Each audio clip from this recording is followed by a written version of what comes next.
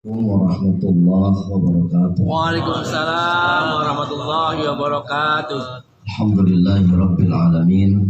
Salatu wassalamu ala asrafil anbiya'i wal mursalin Sayyidina wa habibina wa syafi'ina wa maulana Muhammadin wa ala alihi wa sahbihi ajma'in, amma ba'd.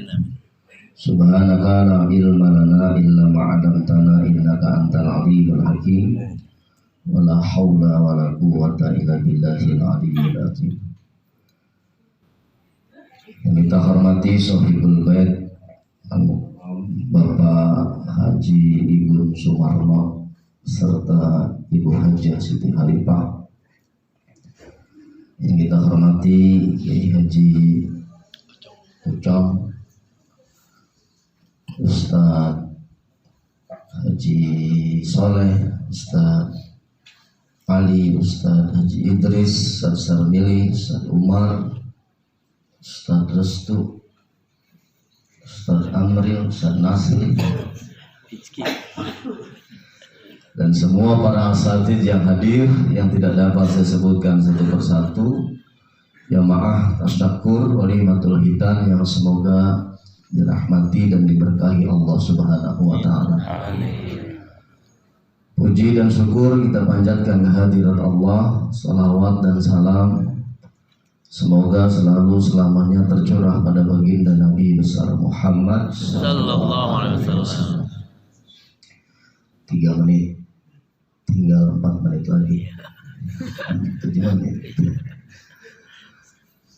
Ini malam kita mensyukuri nikmat Allah atas telah dihitamnya An-Nawawi Al-Ghifari Iwaha Sumarno yang pada tadi pagi ya, jadwal pertama jam 4, makanya jalan jam 3 dari sini banget ya. Saya nungguin pinggir tol jam setengah 4. Saya takut ada jawab lain yang perih ya.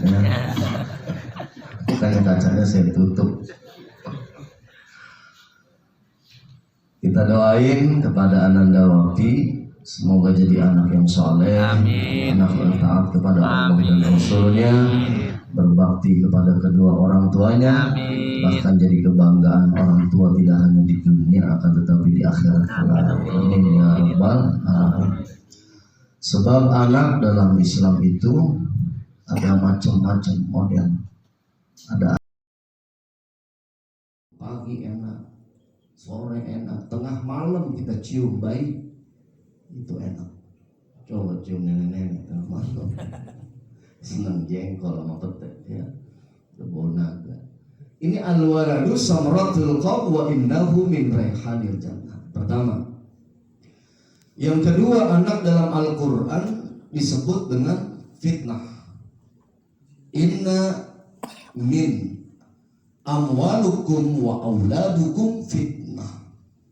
Sesungguhnya harta kamu dan anak-anak kamu merupakan fitnah, ujian dan musibah kalau kita tidak mampu mendidik dan merawatnya. Jadi ada anak yang dilahirkan dalam keadaan tidak sempurna, nggak bisa lihat, nggak bisa dengar, ada yang cacat bawa dari lahir. Ini ujian orang tua. Kalau kita sabar dan ikhlas menerima itu, jadi ladang amal. Tiap hari dapat pahala dari Allah. Sabar ketika anak dilahirkan dalam keadaan fitnah, kekurangan, baik fisik ataupun psikis. Kemudian yang ketiga, anak dalam Al-Quran adalah aduwun, musuh orang tua. Inna min azwajukum wa auladukum aduwlakum fahdharuhum. Itu Al-Quran. Sesungguhnya istri-istrimu dan anak-anakmu jadi musuh dalam kehidupan kamu. Jadi tidak hanya musuh di dunia, musuh di akhirat juga nanti. Ketika anak dilahirkan dan sudah besar, ahli maksiat, bandel luar biasa, ini jadi musuh orang tua. Tidak hanya dunia, bahkan di akhirat pun jadi musuh orang tuanya. Bahkan Ibnul Qayyim Al-Jauzi ini memberikan satu dalam kitabnya Ar-Ruh.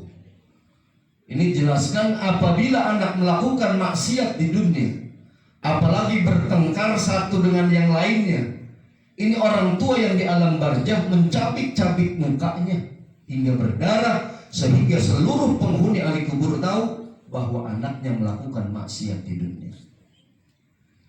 Jadi anak dan istri bisa jadi musuh buat kita. Karena itu didik dengan pendidikan agama.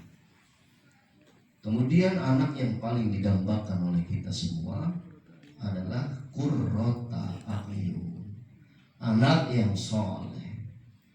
Kalau ada yang nanya ke saya, gimana caranya biar cepat punya anak soleh? Gampang, nikah sama haji soleh. Anaknya cepat jadi anak soleh. Benar Pak Haji? Begitu bro lahir ke alam dunia, tetangga pada datang ngucapin tahniah. Selamat ya po, anaknya udah lahir, cakep banget dah. Anak siapa sih? Anak soleh. Gitu. Gedean dikit nyolong manggah Pak RT, ketahuan sama RT diomelin, turun lu, nyolong manggah mulu lu. Anak siapa lu? Anak soleh. Remaja nongkrong di pos ronda main gaplek, ketahuan sama RW, diomelin, pulang lu, saban malam begadang mulu lu. Anak siapa lu? Anak soleh. Anak soleh ini proses dalam Islam. Karena itu Rasulullah mengajarkan kalau kita kepingin punya anak soleh, yang pertama ibu bapaknya kudu soleh. Karena kalau kata guru bahasa Inggris, like son, like father. Gimana anaknya, begitulah dulu bapaknya. Kalau kata orang bijak, air yang jernih ngalir karena sumbernya jernih. Kalau kata orang kampung rambutan, bapaknya kalong, anaknya kampret. Bapaknya tukang nyolong, anaknya jadi copet. Ini buah jatuh tidak jauh dari pohonnya. Karena itu bapak ibunya harus soleh. Kemudian setelah itu cari mantu soleh. Kemudian cara buat anak dengan cara yang soleh. Rasul itu katanya dalam sejarah, kalau mau hubungan wudhu dulu. Habis wudhu sholat sunat mutlak 2 rakaat. Deketin istrinya, dibelai rambutnya, baca doa. Cium keningnya, baca doa. Hubungan, baca doa. Padahal Rasul dijamin masuk surga, selamat dari salah, hilaf, dan dosa. Tapi sibuknya bukan main ketika mau hubungan. Kita banyak dosa saban hari. Kudunya kita lebih sibuk dari Nabi. Sebelum hubungan Yasin dulu, Waqiah, Tabarok, Al-Mujammil ditutup dengan istighfar 313 dan Asmaul Husna. Itu kelar gini dan gini udah. Jadi cara buat anak dengan cara yang soleh. Begitu-gitu amat kalita dia minimal doa hubungan suami istri apal, Panasri ya. Jangan udah punya anak 4, anak 5, doa hubungan gak apa. Tanya coba sama sebelahnya, lo apa gak? Ini kadang anak udah 3, udah 4, ada yang nanya kenapa kudu baca doa, padahal udah halal dari ujung rambut sampai ujung kaki. Dalam Tanbihul Ghafilin dijelaskan kita kenapa baca doa ketika hubungan. Karena kalau nggak hubungan, setan ikut bantuin hubungan suami istri kita. Itu. Karena itu setan yang goda orang beriman badannya kurus-kurus.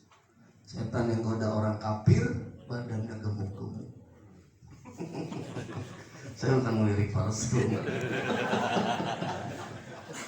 Fals itu mah belum gemuk ya, segitu mah ideal ya.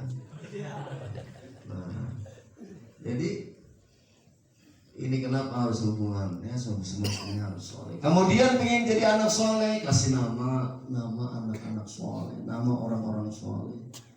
Ini Wafi Al-Ghifari, namanya luar biasa. Wafi dalam bahasa Arab itu artinya yakin dan sempurna. Al-Ghifari itu salah satu sahabat Nabi yang mula-mula masuk Islam juga, selain As-Sabiqun Al-Awwalun. Nama aslinya Jundub bin Jinadah Al-Ghifari. Kita mengenalnya sekarang Abizar Al-Ghifari. Nama aslinya Jundub bin Jinadah Al-Ghifari. Ghifari itu nama satu kabilah di Arab. Orangnya pemberani, melakukan perjalanan sejauh apapun di suku kabilah Al-Ghifar. Ini perjalanan dilalui malam hari, binatang buas tetap jalan, terkenal di Arab begitu. Dan setelah Jundub bin Jinadah masuk Islam, ini hampir seluruh kabilah Al-Ghifari ini masuk Islam, mengucapkan syahadat kepada Rasulullah. Jadi namain anak dengan nama orang-orang soleh. Kalau kata orang luar Islam, apalah arti sebuah nama? Dalam Islam enggak. Nama itu ternyata doa orang tua kepada Allah. Sehingga sebanyak bapak ibunya memanggil anaknya, sebanyak itu pula doa orang tua kepada Allah Subhanahu wa ta'ala. Jadi anak pengen jadi apa ya gitu. Boleh nggak namain anak dari Asmaul Husna? Boleh. Tambahin kalimat Abdul, Allah jadi Abdullah, Ar-Rahman jadi Abdul Rahman, Al-Malik jadi Abdul Malik. Boleh nggak namain anak dari malaikat? Boleh. Muhammad Ridwan penjaga pintu surga, Muhammad Malik penjaga pintu neraka. Pantas bocah pengennya bengis banget tak? Ada senyumnya bisa. Ternyata namanya penjaga pintu. Kasih nama anak Ijroil boleh. Tapi lihat dulu engkongnya sakit-sakitan. Kalau sakit-sakitan, masya Allah, dikerumunin nama anak cucunya. Maknya lagi nyapu depan, cucunya datang teriak, Ijroil datang kayak mampus tuh kan ya. Boleh kata namain anak dari ayat suci Al-Quran? Boleh, ya nggak apa-apa. Yang penting tanya dulu sama ustaz di sini yang berarti bahasa Arab, artinya apa ya? Jangan mentang-mentang dari ayat Quran namanya serampak. Siapa namanya? Ayat Quran kan saya ambil. Namanya siapa? Siti Jahannamwati. Ada juga yang namanya anak Sarrul Bariyah. Keren kan namanya Sarrul Bariyah. Artinya seburuk-buruk makhluk. Dulu ada sahabat Nabi yang namain anaknya salah, dinamain Ju'al. Kemudian ngadu ke Rasulullah, ya Rasulullah, anak saya kok makin hari makin bandel saya liatin. Emang namanya siapa? Ju'al. Terang aja kata Rasulullah. Ju'al itu artinya kelelawar jantan. Mayak mulut tuh bocah. Kalau ya. Jadi kalau namanya gak bener, itu kata Rasulullah, orang tua durhaka sama anaknya. Bukan anak durhaka ke orang tua, ada. Jadi anak ini orang tua durhaka kepada anaknya. Kenapa? Karena kewajiban orang tua memberi nama anak yang terbaik. Kalau zaman dulu namanya kan sembarangan, ada balok, ada bagong, bangkong. Sekarang namanya yang benar. Fatihah aja nggak habis, nama anak 7 nggak habis. Anak laki pertama Muhammad Hamdu dari ayat Alhamdulillahirabbil alamin. Anak kedua, ketiga laki-laki Abdurrahman Abdurrahim dari Ar-Rahman. Anak keempat laki-laki Abdul Malik dari Malik Yaumiddin. Anak yang kelima perempuan Isti'anah dari Iyyaka na'budu wa iyyaka nasta'in. Anak keenam perempuan Istiqomah ihdinas siratal mustaqim. Anak ketujuh laki-laki, kira-kira apa? Dolin. Saya nama anak Muhammad Amin ya. Itu memudahkan orang tua kalau kepingin anak kumpul makan, tinggal teriak satu kata Al-Fatihah, makan sini sama bapak begitu. Ya, gampang. Boleh nggak namain anak dari nama daerah? Boleh, silahkan. Anaknya kepingin jadi sarjana, orang Sunda sarjana, orang Jawa sarjono. Kemudian anaknya mampu menata keluarga, pemerintahan, kasih nama anak Tata Witarsa, Sunda. Orang Jawa Toto Witarso. Cuma ribetnya kalau orang Sunda Iskandar, nggak mungkin Jawa jadi Iskondor. Ya nggak mungkin. Jadi ini beri nama yang terbaik, kemudian memberikan pendidikan keimanan. Kepingin punya anak soleh. Dan salah satu pembentukan keimanan, salah satunya adalah di hitan. Selain akikah ya hitan. Hitan ini salah satu fitrah dalam agama Islam. Fitrah tuh ini hitan hikmahnya 3. Yang pertama ketakwaan, kedua kesehatan, yang ketiga kenikmatan. Jadi ada 3. Hitan ini dalam fikih disebut syar'u man qoblana, syariat sebelum Nabi Muhammad sekitar. Ini hitan dimulai dari Nabi Allah Ibrahim alaihissalam. Nabi Ibrahim dihitan usia 86 tahun. Kalau Nabi Ismail dihitan usia 12 tahun. Ini umat Nabi Muhammad dihitannya macam-macam ya. Ada yang masih kecil, ada yang udah gede. Biasanya orang Jawa suka umurnya tua-tua kalau dihitan. Kalau Rasulullah itu nggak dihitan karena sudah dihitan dari lahir. Tadi kalau dibaca di Diba itu ada wawulida sallallahu alaihi wasallam mahtunan biyadil inayah. Tadi nggak dibaca Musa Ali, kalau dibaca kebanyakan ya. Bahwasanya Nabi Muhammad sallallahu alaihi wasallam telah dihitan dari lahir dengan izin Allah. Kenapa demikian? Karena menyempurnakan kesempurnaan penciptaan Rasulullah. Jika Rasulullah tidak dihitan, kemudian dihitan dibawa ke bengkong, itu bengkong bakalan sombong seumur hidup. Ngomongin kemana aja, itu Nabi gue nyunatin gitu. Kemana aja diomongin. Makanya untuk menyempurnakan kesempurnaan penciptaan Rasulullah, dilahirkan dalam keadaan sudah dihitan, bahkan bercelak. Ketika dilahirkan tadi disebutkan sajidan, sakiran, hamidan, ka'annahul badru bittamam.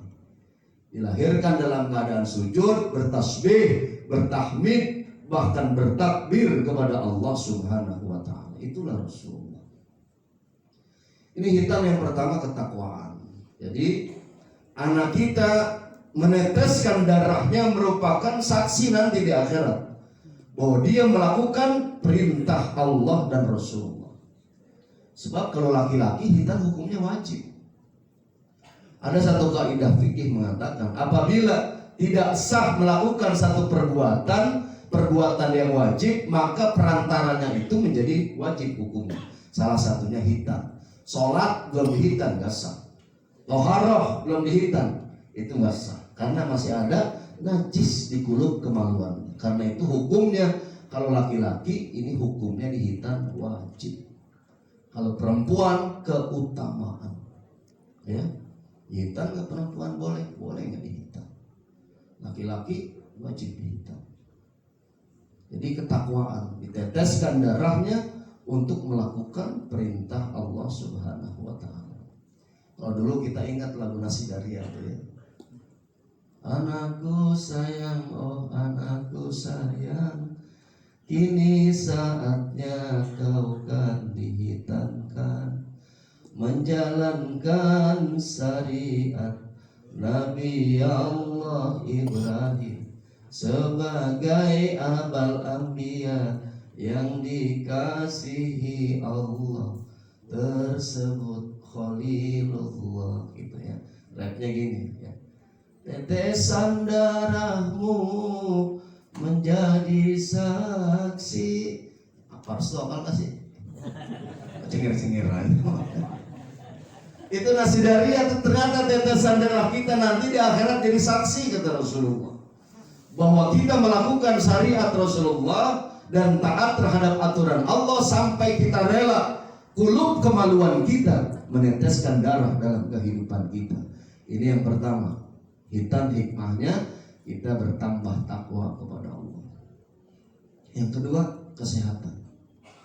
Ternyata banyak penyakit yang diakibatkan apabila kulub kemaluan ini tidak dihitan.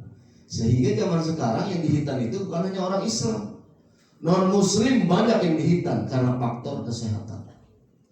Orang-orang luar Islam, Nasrani, ya, ada yang lain agamanya pada dihitan. Itu tujuannya karena kepingin sehat. Kemudian yang ketiga, kenikmatan. Ternyata orang yang dihitan dalam melakukan hubungan suami istri itu lebih nikmat dari orang yang tidak dihitan. Dulu saya pernah dengar testimoni dari seorang biarawati, ya, dalam satu acara mau disebut ya, sekarang jadi ustaznya. Dia pernah nikah sama suami yang belum dihitan dengan suami yang sudah dihitan. Dia melakukan testimoni, ternyata benar apa yang dikatakan oleh Rasulullah. Ternyata orang yang dihitan itu lebih nikmat dalam melakukan hubungan suami istri daripada yang tidak dihitan. Kalau yang belum dihitan itu sinyalnya kalau handphone rada lama. Makanya hubungan suami istrinya lama. Kalau yang belum dihitan. Kenapa kita dihitan? Lebih cepat tuh sinyalnya. Kemudian juga lebih cepat selesainya. Waktu dan tenaganya banyak dipakai untuk ibadah. Orang yang tidak dihitan cuma mikirin seks doang. Karena itu kita dihitan. Waktu kita sedikit untuk hubungan suami istri. Lebih banyak dipakai untuk aktivitas yang positif dan ibadah kepada Allah Subhanahu wa Ta'ala. Walaupun hubungan suami istri pun itu ibadah. Jadi yang lebih nikmat. Bahkan sekarang ada tempat sunat itu ada model-modelnya. Ya, tapi rada lama, kasihan bocah kita. Ada yang namanya model botol. Itu lebih murah bayarnya. Dipotongnya cuma bulat doang. Kemudian yang kedua ada model jengger.